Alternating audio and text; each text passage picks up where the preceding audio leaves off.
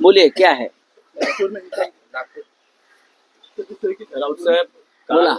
रात्री नागपूरमध्ये 2 गटांमध्ये जो हिंसाचार घडलेला आहे, काय तुमची पहिली प्रतिक्रिया आहे?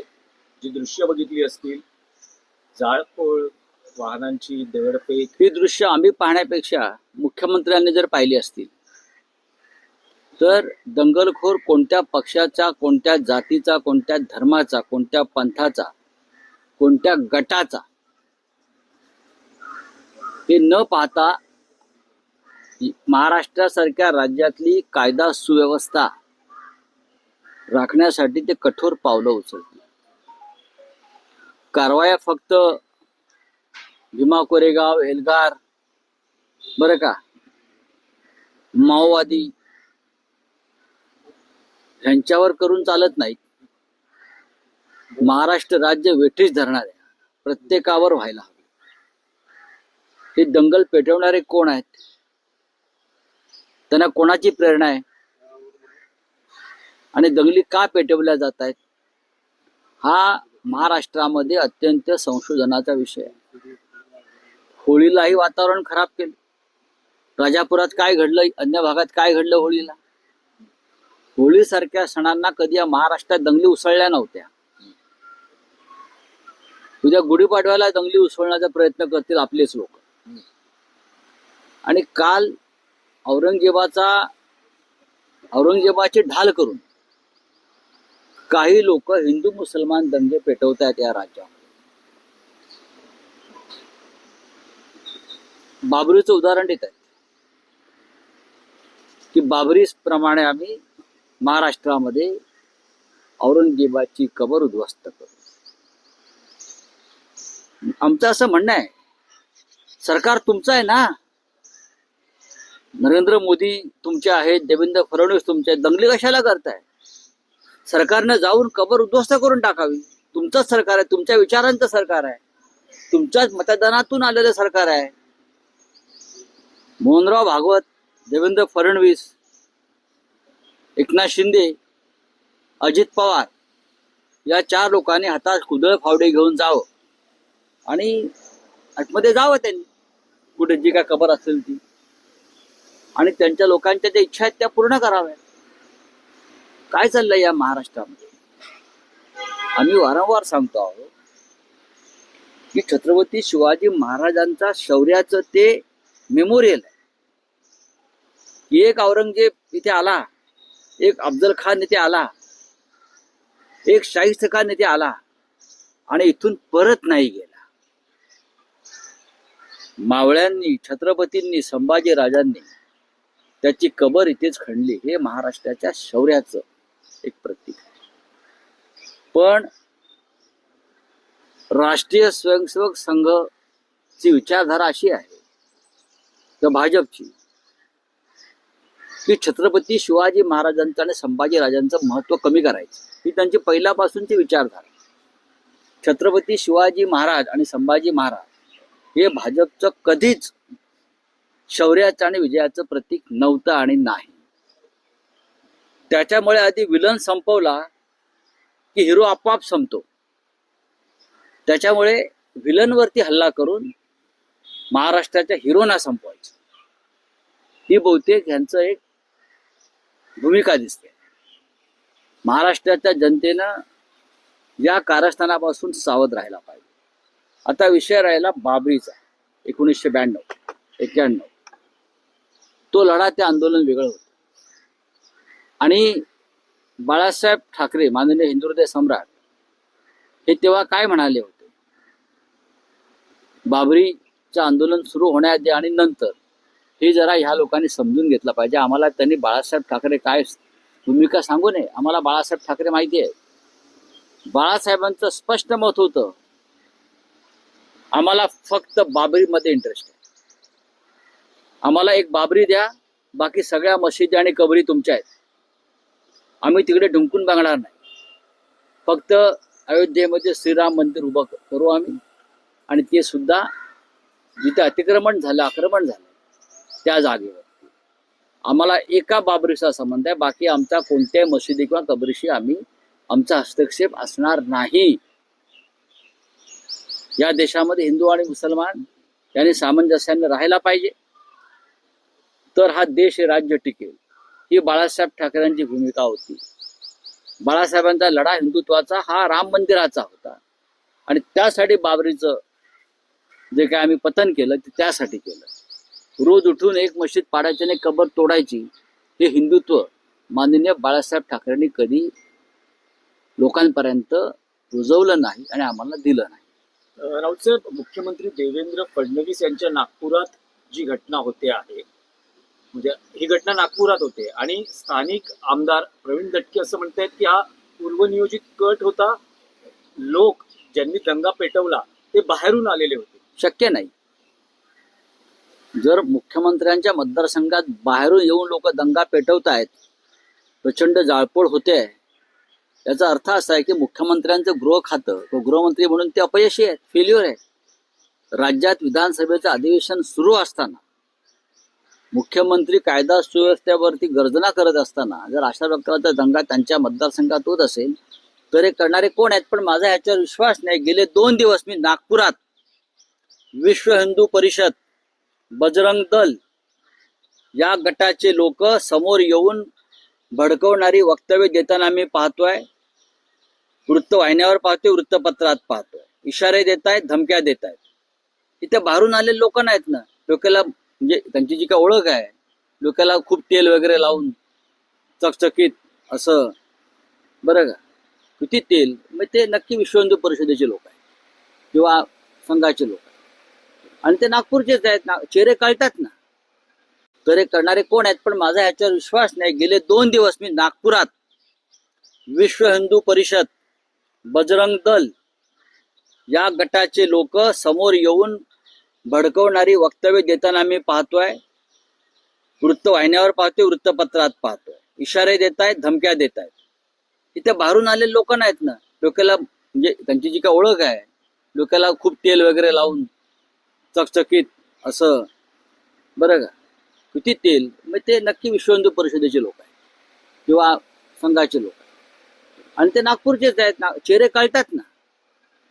चेहरे कळतात आणि हे चेहरे देवेंद्रजींना नक्कीच माहिती असणार कोण आहेत ते. नाही, पण राऊतसाहेब, स्थानिकांचं असं म्हणणं आहे काल रात्रीच्या दंग्यात टार्गेट हिंदू होता, कारण मुस्लिम समुदायाला बघा, वेगळं करण्यात आलं नाही. आणि विशेषतः जिथे हिंदूंची वस्ती आहे तिथे हल्ले इथे हे अशा प्रकारे दंगली घडवतात हिंदूंना भडकवण्यासाठी. आधी हिंदूंवर हल्ले केले जातात. की हा एक नवीन पॅटर्न निर्माण केलेला आहे. हा नवीन पॅटर्न, कोणाची हिंमत आहे इथे अशा प्रकारे काम करण्याची नागपुरात किंवा मुंबईत? मला वाटत नाही.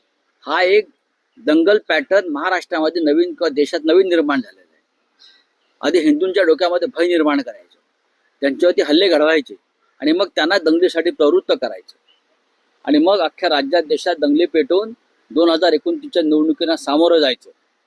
हा नवीन दंगल पॅटर्न निवडणुकीतला तयार झाला. बोलिये. नाही, पण राऊतसाहेब, फडणवीसांचं एक काल विधान त्यांनी ठणकावून सांगितलेलं आहे. ते असं म्हणतात की इथे महिमा मंडन होईल ते शिवरायांचेच, औरंगजेबाच्या कबरीचं उदात्तीकरण होणार नाही. 100% आम्ही त्यांचं स्वागत करतो. हे सांगण्यासाठी आम्हाला महामहोपाध्याय देवेंद्रजी फडणवीस यांची तशी गरज नाही. महाराष्ट्रामध्ये महिमा मंडन शिवरायांचंच होणार ना आणि ते होतच राहणार, जगभरात होणार. आणि कबरीचं उदात्तकरण औरंगजेबाच्या कोणी करत नाहीये, तुमचेच लोक करतायत. तेच खुदळ फावडीकून फिरतायत आसपास. हे आतापर्यंत झालं नव्हतं. तो शौर्याचा इतिहास एकदा मान्य केल्यावरती तुमचे लोक जर कुदळ फावडीकून फिरतायत त्या सगळ्यांना मकोका लावा ना. ती संघटित गुन्हेगारी आहे.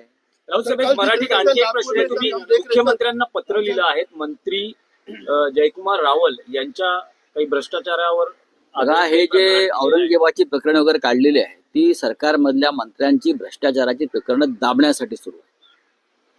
सरकार रोज बदनाम होत आहे.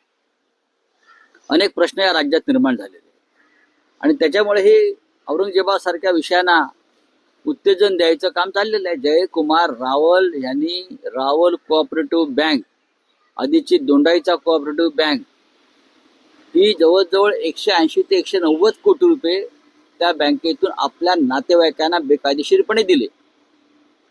बँकेचं कार्यक्षेत्र महाराष्ट्र असताना गुजरात मधल्या नातेवाईकांना कोट्यवधी रुपये दिले आणि ती बँक बंद पाडली. बेकायदेशीरपणे गुन्हेगारी पद्धतीने हे पैसे बाहेर काढले. हा मनी लॉन्ड्रिंगचा प्रकार आहे. हा मनी लॉन्ड्रिंगचा प्रकार आहे. कोट्यवधी रुपये. आरोपी नंबर 3 आहेत ते एसआयटीच्या अहवालामध्ये. एक एसआयटी स्थापन झाली या गुन्ह्याचा तपास करण्यासाठी. आरोपी नंबर 3 जयकुमार रावल आहेत.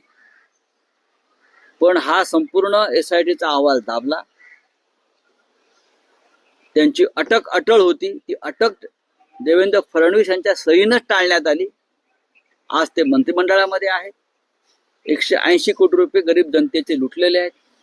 पीएमसी बँक असेल, न्यू इंडिया बँक असेल किंवा इतर सहकारी बँकांमध्ये जेव्हा असे घोटाळे झाले तेव्हा मुलुंडला एक नागडा आहे पोपटलाल, बरं का, तो थैथाय नाचत असतो. भाजपचे लोक रस्त्यावर येतात आंदोलन करायला. मग दोंडाईच्या किंवा रावल बँकेतले 180 कोटी रुपये जनतेचे लुटणारे मिस्टर जयकुमार रावल हे राज्याच्या मंत्रिमंडळात कसे? हा प्रश्न त्या मुलुंडच्या नागड्या पोपटलालला का पडू नये किंवा देवेंद्र फडणवीसांना का पडू नये? पीएमसी बँकेत घोटाळा झाला ना, ठेवीदारांचे पैसे बुडाले असं म्हणतात काहीतरी. रस्त्यावरती कोण उतरले? भाजपचे लोक उतरले. मग धुळे किंवा खानदेशातल्या लोकांचे पैसे बुडालेले आहेत आणि ते तुमच्या एका मंत्र्याने बुडवलेले आहेत. आपल्या नातेवाईकांना ते पैसे दिले आहेत. खोटी कर्ज दाखवलेली आहेत, 180 कोटीची जवळजवळ. हा, सगळे नियम आणि कायदे तोडून ते पैसे दिलेत आणि पैसे बुडालेले आहेत. त्याला जबाबदार कोण आहे?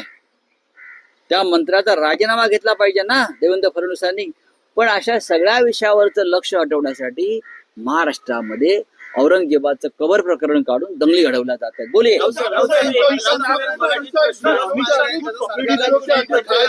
वही बाबरी मस्जिद की भी जिक्र किया क्या गया। हुआ? कल नागपुर में हिंसा हुई, 30 से अधिक। नागपुर में हिंसा होने का कारण नहीं है. नागपुर आरएसएस का गढ़ है. बोलिए.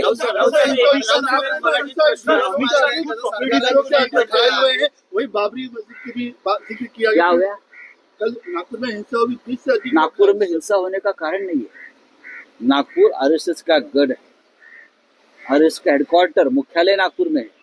वहाँ मोहनराव भागवत जी बैठते हैं. पूरा हिंदुत्व का प्रखर हिंदुत्व का कुंभा वहाँ बैठते हैं. वहाँ देवेंद्र जी का चुनाव क्षेत्र है. वहाँ दंगे कौन कह रहेगा? किसकी हिम्मत है? गृह मंत्री देवेंद्र फडणवीस जी है, मुख्यमंत्री देवेंद्र जी है. वहाँ भारतीय जनता पार्टी के प्रदेशाध्यक्ष बावनकुळे नागपुर से है और 4 मंत्री आसपास है. कोई हिम्मत कर सकता है? उनकी गैंग होगी, उनके लोग होंगे दंगा करने वाले. ये एक नया पैटर्न है हिंदुओं को डराने का, हिंदुओं के ऊपर अपने लोगों से हमला करवाने का, फिर हिंदुओं को भड़काने का और दंगा में इसको लाना है. ये जो चल रहा है औरंगजेब के नाम से एक भय और डर पैदा कर रहे हैं, ये महाराष्ट्र को और देश को खत्म करने जा रहे हैं. अगर देवेंद्र जी फडणवीस में दम है तो जो दंगेखोर है ना उनको मकोका लगाइए. औरंगजेब की कब्र की बात आप करते हो, क्यों उखाड़ने की बात करते हो आप? हम क्या कर सेवा करेंगे? क्या जरूरत है? जब बाबरी के लिए हमने कर सेवा की थी तो कांग्रेस की सरकार थी, राष्ट्रपति कांग्रेस के थे, प्रधानमंत्री कांग्रेस के थे. अब तो आपकी सरकार है ना महाराष्ट्र में और दिल्ली में, तो कर सेवा की जरूरत क्या है? जाओ मोदी जी के पास, एक ऑर्डर आदेश निकालो और सीपीडब्ल्यूडी के लोग जो है, केंद्रीय लोक निर्माण जो कहते हैं ना, सीपीडब्ल्यूडी पीडब्ल्यूडी, उनके लोगों को बोलो जाओ तोड़ो, हिम्मत है तो आप तोड़ो ना. आप क्यों जाते हो? आप इतनी मशक्कत क्यों कर रहे हो भाई? मोदी जी को कहिए, नड्डा जी को कहिए, देवेंद्र जी को कहिए, सरकार आपकी है, आरएसएस की है, विश्व हिंदू परिषद की है, बजरंग दल वालों की है, तो ये दंगे फसाद क्यों करते हो और लोगों को कोई तकलीफ दे रहे हो? जाइए, 4 लोग जाइए, नरेंद्र मोदी जी, देवेंद्र फडणवीस, अजित पवार, एकनाथ शिंदे, वहां जाओ, क्या बोलता है उसको, फावड़ा बिवड़ा लेकर जाइए और जो जिस खबर के बारे में आप दंगे करवा रहे हो ना, आप खुद ही हो निकाल दो। लोगों को क्यों भड़का रहे हो भाई, आपकी सरकार है। हिंदू लीग की अपने बाहर से लोग आए थे ऐसे बता रहे हैं। बाला साहब ठाकरे की बात ये लोग कर रहे हैं, औरंगजेब और इसके बाद बाला साहब ठाकरे ने एक ही कहा था, हमारा मतलब, हमारा जो एक ध्येय है वो सिर्फ अयोध्या में राम मंदिर बनाना है, और अगर बाबरी उसकी आड़ आ रही है तो हम बाबरी को हटाएंगे, और हमारा एक ही मस्जिद से झगड़ा है, एक ही कब्र से झगड़ा है, और कोई बात हमारे मन में नहीं है। ये बाला साहब ठाकरे जी ने कहा था, हमारा कोई झगड़ा नहीं, हमारा झगड़ा बाबरी से है, हम बाबरी को हटाएंगे। बाला साहब जी ने करके दिखाया। अब तो ये बाला साहब के नाम पर कुछ भी करते हो, बाला साहब को बदनाम कर रहे हो, शिवाजी महाराज को बदनाम करते हैं, ये संभाजी महाराज को बदनाम करे। उनकी एक नीति है, ये लोगों की आरएसएस और भाजपा की विचारधारा है, शिवाजी महाराज उनके हीरो कभी नहीं रहे। इसीलिए विलन को पहले खत्म करो। औरंगजेब, अफजल खान ये विलन है ना, विलन को खत्म करने के बाद हीरो का कोई महत्व नहीं रहता। तो हीरो को खत्म करने की साजिश है। Thank you. Sir please sir